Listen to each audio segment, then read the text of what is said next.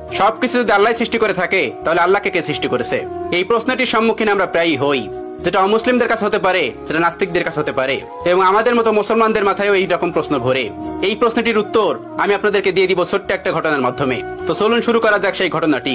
একবার ইরাকে সমস্ত নাস্তিকেরা একত্রিত হলো এবং সেখানকার সমস্ত আলেমদের ডাকলো এবং বলল, তোমরা যদি আমাদের 4টা প্রশ্নের উত্তর দিতে পারো তাহলে আমরা ইসলাম ধর্ম গ্রহণ করে নেব, আমরা মুসলমান হয়ে যাব, আমরা নাস্তিক থাকবো না। তারপর সকল আলেমরা বলল, ঠিক আছে, তোমাদের প্রশ্ন 4টি করো, আমরা প্রশ্ন উত্তর দেওয়ার চেষ্টা করব। নাস্তিকদের প্রথম প্রশ্ন হলো, আমরা তো এখন সবাই এখানে উপস্থিত আছি, তাহলে আল্লাহ তাআলা কি করছেন? এটিই ছিল তাদের 1 নম্বর প্রশ্ন। তাদের 2 নম্বর প্রশ্ন, আল্লাহ তাআলা গোটা পৃথিবীকে কিভাবে পরিলক্ষিত করে, কিভাবে তিনি গোটা পৃথিবীকে একা পরিচালনা করেন? একা দেখা তো সম্ভব না, তিনি কি করে একা এগুলো পরিচালনা করেন? এটি ছিল তাদের দ্বিতীয় প্রশ্ন। তাদের 3 নম্বর প্রশ্ন, মুসলমানদের নবী হযরত মুহাম্মদ সাল্লাল্লাহু আলাইহি ওয়াসাল্লাম মিরাজে গিয়েছিলেন, পৃথিবীর এই আহ্নিক গতি ভেদ করে আসমানের কোন দরজাতে তিনি আসমানে প্রবেশ করলেন এবং আল্লাহর সঙ্গে দিদার করলেন? এটি ছিল তাদের তৃতীয় প্রশ্ন। এবং তাদের সর্বশেষ প্রশ্ন, আল্লাহ তাআলার আগে কে, আল্লাহ তাআলাকে কে সৃষ্টি করেছেন? এই ছিল তাদের মোট 4টি প্রশ্ন। সেখানে থাকা সকল আলেমরা উত্তর দেওয়ার চেষ্টা করলো, কিন্তু কেউ সৎ উত্তর দিতে পারলো না, কারণ এই প্রশ্নগুলি খুবই কঠিন প্রশ্ন, যার উত্তর দেওয়া তো সহজ না। তারা কেউ পারল না তাদের উত্তর দিতে। ওই সবস্থল থেকে কিছুটা দূরেই ইমামে আজম আবু হানিফা রাহমাতুল্লাহর বাড়ি ছিলেন। আপনারা অনেকেই জানেন, ইমাম আবু হানিফা রাহমাতুল্লাহ কাপড়ের ব্যবসায়ী ছিলেন। তো শহরের পাশেই তার বাড়ি ছিলেন। তার কানে এই খবরটি গেল, তিনি জানতে পারলেন সবস্থলে এই ঘটনাটি ঘটছে।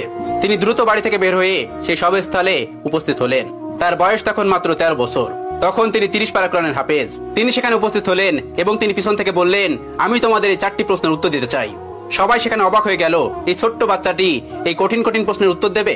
অবাক হয়ে তাকে ডেকে নিল এবং বলল, তুমি আসো। তিনি বললেন, আমি তোমাদের এই সকল প্রশ্নের উত্তর দিব। সবাই রাজি হলেন। তিনি বললেন, প্রশ্ন কে করবে? একজন দেখিয়ে দিলেন, ওই যে মঞ্চে যে বসে আছেন উনি প্রশ্ন করবে। চেয়ারে বসে থাকা ওই লোকটিকে আবু হানিফা রাহমাতুল্লাহ বললেন, তুমি যখন আমাকে প্রশ্ন করবে তখন তুমি আমার ছাত্র, আমি তোমার শিক্ষক, তাহলে আগে তুমি আমাকে ওই চেয়ারে বসতে দাও, আর তুমি নিচে দাঁড়িয়ে আমাকে প্রশ্ন করবে। উদ্ভট হলেও এটি তারা মেনে নিয়েছিল। আবু হানিফা রাহমাতুল্লাহ চেয়ারে গিয়ে বসলেন এবং ওই নাস্তিকটি নিচে এসে প্রশ্ন করলো। প্রথম প্রশ্নটি ছিল এরকম, যে আল্লাহ তাআলা এখন কি করছেন? আবু হানিফা রাহমাতুল্লাহ তীক্ষ্ণ বুদ্ধি সম্পন্ন একজন মানুষ ছিলেন।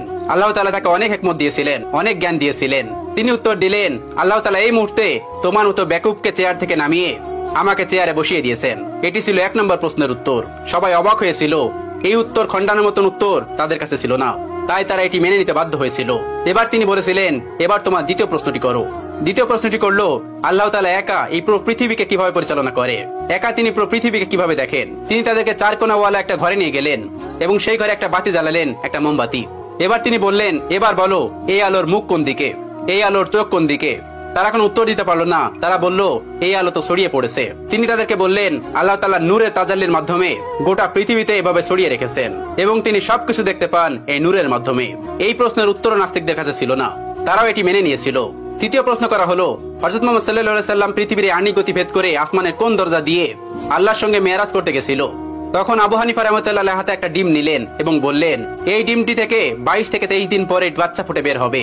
এবার তোমরা বলো, এই ডিমটির বাচ্চা কোন দিক থেকে বের হবে? তারা বললেন, এটি ঠোঁট দিয়ে ডিম ভেঙে বের হবে।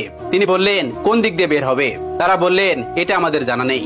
এবার ইমাম আবু হানিফা রাহমাতুল্লাহ বললেন, আল্লাহ তাআলা তার বান্দাকে আসমানে নিবেন কোন দরজা দিয়ে নিবেন এটি আল্লাহ তাআলা ভালো জানেন। এটা আল্লাহ তাআলার কাজ, তোমার আমার কাজ না। আসমান তার, আসমানের যে কোনো জায়গা দিয়ে তার নবীকে আসমানে নিতে পারেন। চতুর্থ প্রশ্ন, যেটি সব থেকে গুরুত্বপূর্ণ, আল্লাহ তাআলাকে কে সৃষ্টি করেছেন? আল্লাহ তাআলার আগে কে? ইমাম আবু হানিফা রাহমাতুল্লাহ বললেন, তোমাদের মধ্যে কি এমন কেউ আছেন যিনি অনেক ভালো অঙ্ক করতে পারে? তখন একজন বললেন, হ্যাঁ আমি পারি। তখন তাকে বলল, তুমি 1 থেকে গুনতে শুরু করো। তখন সে গোনা শুরু করলো।